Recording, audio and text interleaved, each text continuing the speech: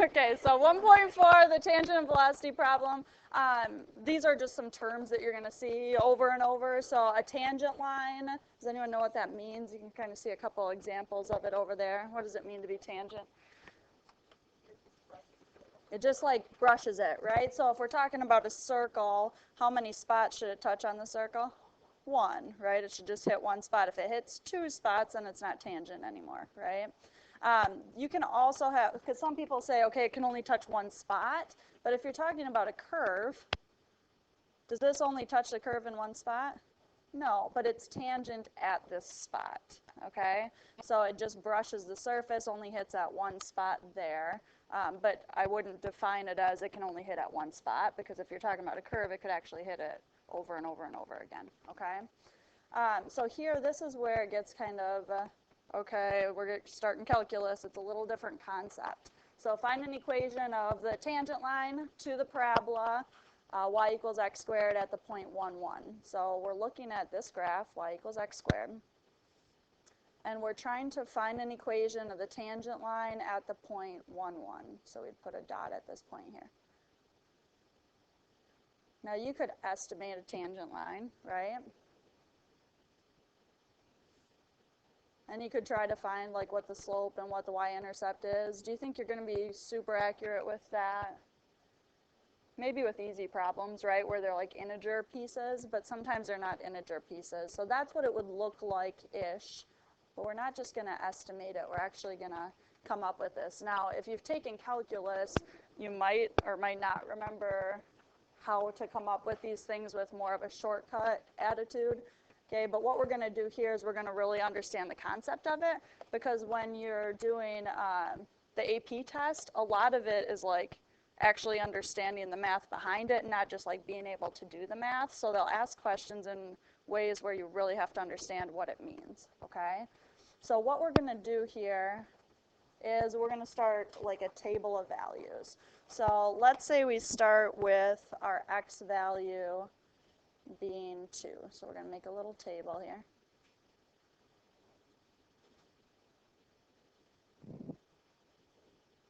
And we're going to come up with something that's called a secant line. Okay, so tangent means it just touches and grazes at this spot. We're actually going to put a dot when x is 2. So when x is 2, what's the y value for this graph? Y value is 4, right? And we're going to find what the slope is between 1, 1 and 2, 4. So we'll put a little dot here at 2, 4. So how do I find the slope of this? It's called a secant line when it touches 2 spots. So what's the slope equation? Change in y over change in x, right? So we're going to take the point. So for this one here, we'll write all our work out. So we're finding the slope between 1, 1 and 2, 4. So to find the slope, we do change in y over change in x. This is the delta symbol. It's just a triangle. It doesn't really look like a very good triangle, so I'll try again. Close enough. Over change in x.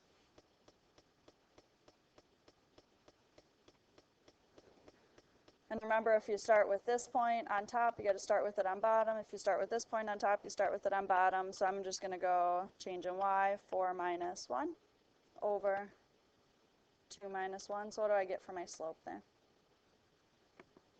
3, right? So that's what I'm starting with for my slope.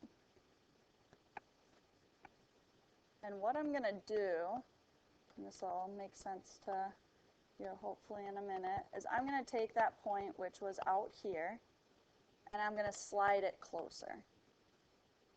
So if I slide it closer, like from up here to down here, do you think it's going to be more or less accurate to what the tangent line is? So remember, the tangent line just grazes that surface, right? So the tangent line might look something like this. If I slide this down so it goes through here and here, is it getting closer or less close to what that line should look like? It's getting closer, right? So we're going to keep sliding it down and getting it closer and closer. And you'll see why in a second. So, whoops, I don't want to use that. So if my x is 1.5, how do I find my y? Square it, right? Because we're talking about this equation. So if x is 1.5, you just do 1.5 squared. That gives you the y. So I'll get your calculators. I know, it's tough. We're just starting, right? So we got 2.5 there. Oh, is it? I don't know what I'm doing. I need my calculator. Okay, and then to find the slope, how do you do that? Same way, right? So we're still using this point 1, 1 every time, and then the other point you're using is this point right here. So go ahead and find the slope, and then I'm going to have you continue to slide that. We're going to then go to 1.1. So I'll give you guys a minute to try to fill in those couple spots. Did we get the slope for the 1.5? What's the slope here? 2.5. Okay, what's the y value? 1.21, is that what other people got too? Seems right. And then the slope, 2.1. Okay, what does it look like it might be approaching this slope as I slide closer and closer? Looks like it's approaching 2, right? Let's do one more that's getting really close, so like 1.001. Okay, we're really close to that same spot. And see what you get for a slope there, and this will kind of confirm or not confirm that it's going to 2 there. Okay, so as you do this one, what do you get for your slope over there? 2.001. Okay, so it's getting really, really close to 2. The other thing you could do, instead of sliding the point down from this side, what could you do? Couldn't you slide the point from this side and go start with a secant line here? You could slide it up. It would just be approaching 2 from the opposite side. Okay, the slope here would be less steep, so maybe it would start at 1, which is exactly where it would start. Isn't the slope from here to here 1? Up 1 over 1.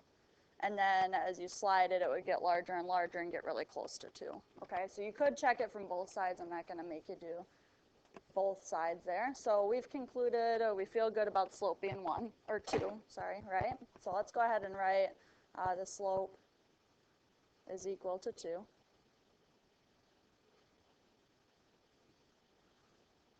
Now this is something that I get some resistance on sometimes right away, and people always change a few weeks later because they go, okay, that is way easier. So just do it from the get-go here, and it's way easier. Okay, we're going to start using the y minus y1 equals the slope x minus x1 way to write a line. Okay, because aren't we trying to find an equation of a line here? Okay, this is the easy way to do it. It's called the point slope form. And I keep trying to get Mr. A to do things this way, but he's like, no, I'm really stuck in my ways, and I'm almost going to retire, and I just don't want to. And I'm like, you are so old. You know, like, just do it the easy way. Okay, point slope form. The easiest way to do it is point slope form, because when you know your slope, what can you do? Plug that right in for m, right? So we plug our slope in for m, and then our point is 1, 1. That's where we're trying to find the line for, right? So then that goes in for your x1 and your y1. Just make sure you put them in the correct spot. So that's where your 1, comma 1 is going to go. Okay, this is your x1, this is your y1. So our equation just turns into y minus what? 1 equals 2, and then x minus 1, and you're done. Okay, now can you switch it into y equals mx plus b form if you need to right there? Yeah, all you have to do is distribute the 2 on through, but you really don't need to. So on the AP test, if this is a free response question where you have to, show your work, just circle that answer. Don't switch it to y equals mx plus b, because what could happen if you do that? You could mess it up, and your slope isn't always going to be 2. Okay, a lot of times your slope is like 1 over e or something like that. So when you're distributing those things through, is it really easy to mess it up? Yeah, okay? So just leave it like this. If it's a multiple choice question and they don't have it in this form, you'll be forced to switch it, and then that's the time that you'd actually switch it. But if you're checking book answers, and the book answers in y equals mx plus b, just go ahead and switch it, make sure it matches, okay? So any questions on the point slope form? It's really easy, and you'll remember it after you use it a few times, so I would definitely encourage you to do that from the start. Okay, so next one here. Sometimes we will be given experimental data. So with data, we're not given like a y equals x squared equation. We're just given a table of values. We can still estimate what the slope is. There's a couple ways you can do it. So when you're doing these problems in your homework, you might do it a different way than the book did it. So check with your neighbors, check with the book, make sure your answers are close, okay? They might not be exact because there's different ways to do it and it's more experimental. So here's one of those things you'd actually have to show your work for. Okay, so it says the flash unit operates by storing charge on a capacitor and releasing it suddenly when the flash is set off. The data describe the charge Q remaining on the capacitor at time t. Use the data to draw the graph of this function and estimate the slope of the tangent line where t is 0.04. So what you would do here is get some graph paper, but we're not going to do that in the lesson here to speed it up a little bit. So go ahead and sketch yourself a nice graph or a decent graph so you know what you're doing. And then we're going to put t across the bottom and q up on the y-axis.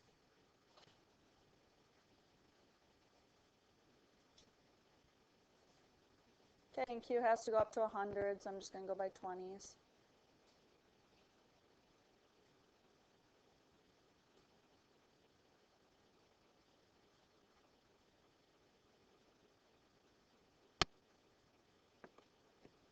And t goes by 0.02s here, so that's what I'm going to do on my graph.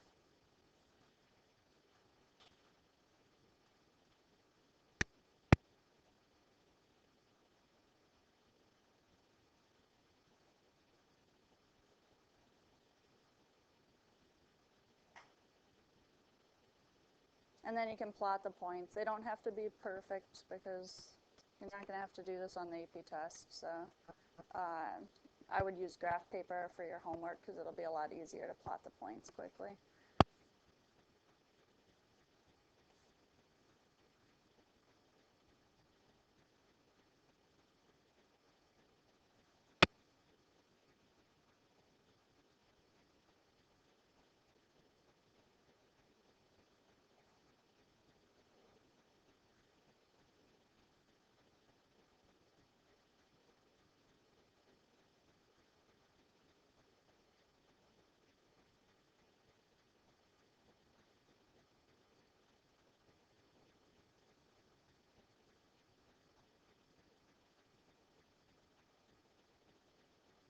So it should have a slight curve to it.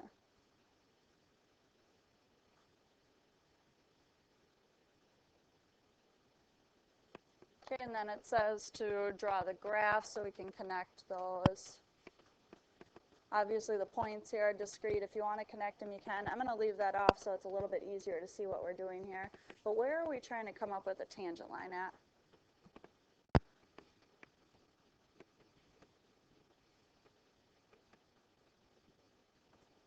.04, right? So if we're looking at the table, it's at this spot. Looking at the graph, it's at this dot right here. So again, we could kind of estimate it, and that's one way you can actually do it. That might be the way the book, like the answer key does it. I don't remember how they do it. But you could, estimate it here.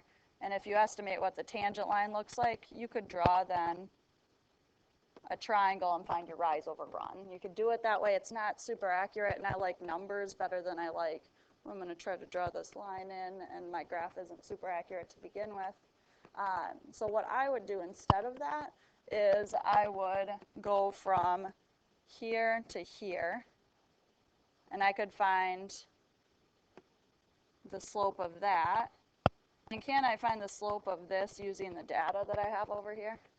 I just like data, like actual numbers, rather than my estimating, because I'm not really good at estimating a lot of times. So I would go between the 0.04 and the 0.06 for that one. So we could calculate the slope of this one. And you just do the change in y over change in x, so it's nice and easy. Now, is that too steep or not steep enough to what it actually would be at this spot here? It's not steep enough, right? So what's the other thing I can do to kind of counteract that?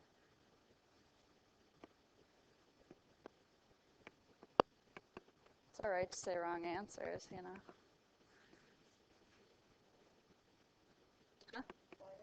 We could slide, kind of like slide it, and we can't slide it to spots where there's not data in the table, which is what some people want to do on the AP test. They're like, oh, I'll just make up a point in between. Never make up data on a table, because then you're wasting your time. They never have you do that, okay? So using the data in the table, we're still wanting the 0.04, right? But can't we kind of slide it and go to the other side of it? So if I find what the point or what the slope is from here to here, isn't that one a little too steep?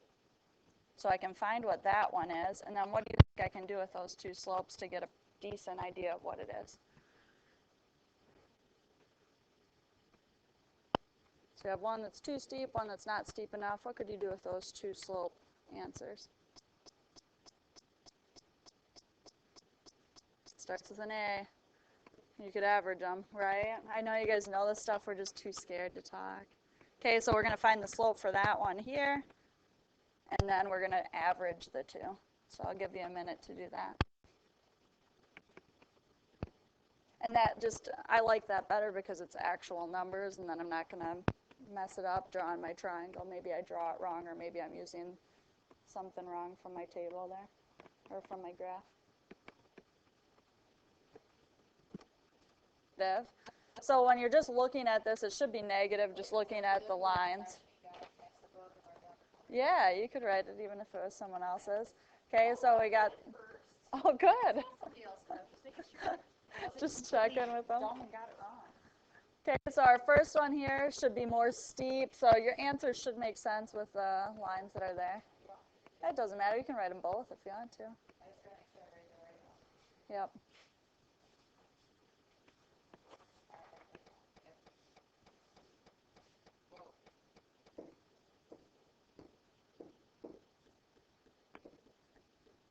Negative 607.5, is that what other people got? No? Try it again. Okay, that's what I have on my paper, so I think that one's good. And then what about the one that was more to the left? What'd you guys get for that? Negative 742. So when I average them, how do I average two numbers? Add them up and divide by 2. Good. It's like we remember.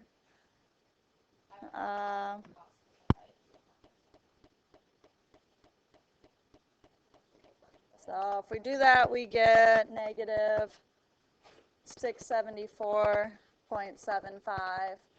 Now, being it's, an estimate, you might just say it's negative 675, but that's not a big deal, okay? Questions on any of those steps? Everyone see where the slopes came from? If you got a wrong slope, just try it again, Okay. Okay, now velocity, has anyone taken physics? Yeah, we have physics. Okay, there's a lot of overlap between calculus and physics. Now, the physics we have here is a non-calculus based physics, so you won't be doing things with calculus. You'll be doing them in more drawn out kind of ways because then more people can do it. But if you take like a physics in college that's calculus based, you'll be using a lot of the stuff that you learn in calculus in order to solve them. It makes it a lot quicker and it's just easy to do. But one of the things that you'll see in physics is velocity. So what does velocity mean? It's like the speed, right? Now, does anyone know the difference between velocity and speed? Because a lot of people go, oh, they're the exact same thing. You talk about velocity, you're talking about your speed, which is kind of true. There's only one difference between velocity and speed, and it's okay if you don't know it. I'm just curious if anyone does. You know?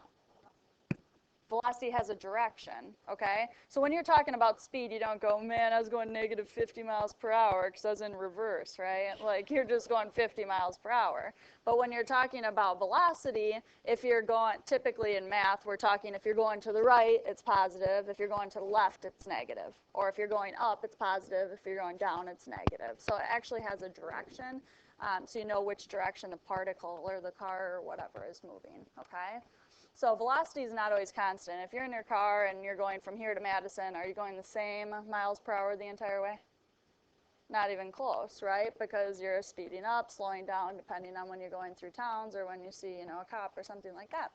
So it's not always constant. There's a definite velocity at each moment, but how is the instantaneous velocity defined? So instantaneous velocity means how fast am I going at this particular instant? So maybe 30 minutes into my drive, how fast was I going at that exact moment, okay? If we're talking average velocity, going from here to Madison, maybe the average velocity is 50 miles per hour because you had to slow down, you had to speed up. So that's an average velocity is over a huge, maybe not huge, but over a time interval. Instantaneous velocity is what it is at that particular time. Do you guys understand the difference between the two? Because you'll hear those terms. So average is what it is over a period of time. Instantaneous is at one particular time. Okay, so let's go ahead and try this one. This is going to be kind of similar to the first one where we'll do that table. So suppose a ball is dropped 450 meters above the ground. Find the velocity of the ball after 5 seconds using this equation here where t is in seconds and your s, or s of t, is measured in meters. So when we're talking about velocity, a lot of times I tell people to try to figure out what the label is going to be beforehand, because that really helps you solve the problem when you don't know where to go. Okay, so if we're trying to find the velocity, looking at the units that we have in the problem, what do you think your answer is going to be labeled as at the end? Yeah, we're talking meters per second, right? So if we're talking meters per second, that's like meters over seconds, right? It keeps you from accidentally putting them in the wrong order. And a lot of times on the, they'll say indicate units of measure. Then if you just write meters per second, you get a point, even if you have no idea how to do the problem. So if it tells you to indicate what the units of measure is, put the units of measure down, even if you have no idea how to get the answer, okay? And this really gives you a starting point. So when we're trying to find the average velocity, what you're doing is you're putting meters on top, which is your position. So you're doing your change of position. And you're doing seconds on the bottom, which would be your change in time or your time elapsed. And that'll give you that meters per second we're looking for. Okay, so you might want to write yourself some notes for the first one here. We'll do one of them together, and then I'll give you a chance to try a couple others in the table here. Okay, so we're going to start with a time interval.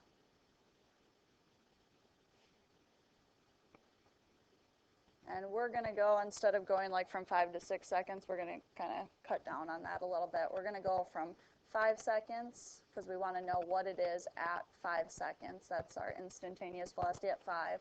We're going to go from 5 to 5.1.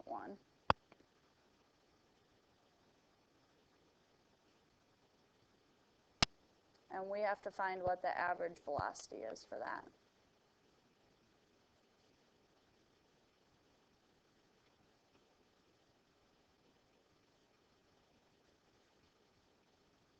Okay, so in order to find that, we have to do the change in position over the change in time. So the change in time part of it should be really easy. What is the change in time?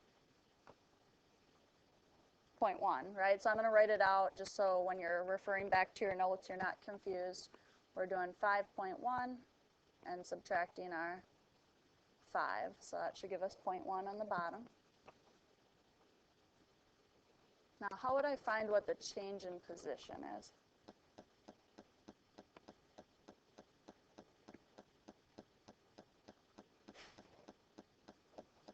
Yeah, we're going to use this function here, right? Because our position is measured in meters, and that's our s of t. So we want to find what the position is at how many seconds?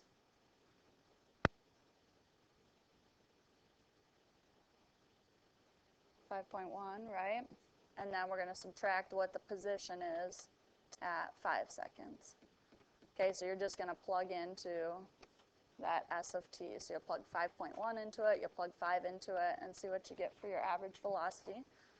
So I'll give you a minute there to find those values and divide by the 0.1. Okay, so when we're finding like S of 5.1, what you're doing is you're just plugging 5.1 in for t.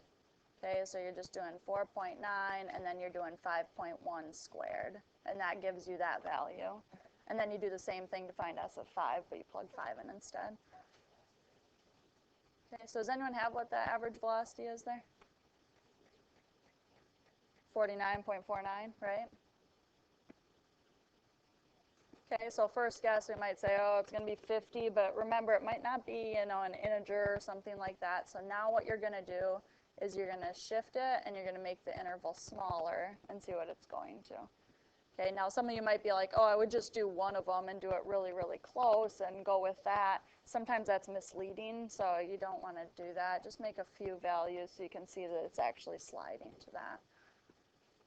In these beginning problems, it might end up working out, but you want to practice it right here. Okay, so I know some people were having trouble. Maybe you typed something in wrong on the first one, but are we starting to get it now? Okay, so plugging it in, this is what we get for the first one. Again, it's in meters per second. I'll just put that up here for now. We'll label our answer at the end. Okay, the next one, what do we get? 49 point something again? 049. And then this one we get a couple zeros in there, right? So that just keeps shifting. So as we keep adding more zeros, getting closer and closer to 5, this is just going to get closer and closer to what? 49. So our answer here, just make sure we answer the question, should be 49 meters per second. And we'll make sure we answered it. So find the velocity after 5 seconds. So it looks like that was what we were trying to answer. Sometimes we get an answer and it's just like part of the problem. Make sure you go back and read the problem so you're answering what they were asking for. So any questions on that? Okay. So homework, if you look at the homework here, we've got 2 homework assignments. A, B is just the top one, okay? So we'll work on that tomorrow in class, okay? So 2 through 8 even, you might want to start on it now, but it's really doing the slope, okay? So you're doing the slope, doing the slope, doing the slope. If you're not doing slope, you're doing something wrong, okay?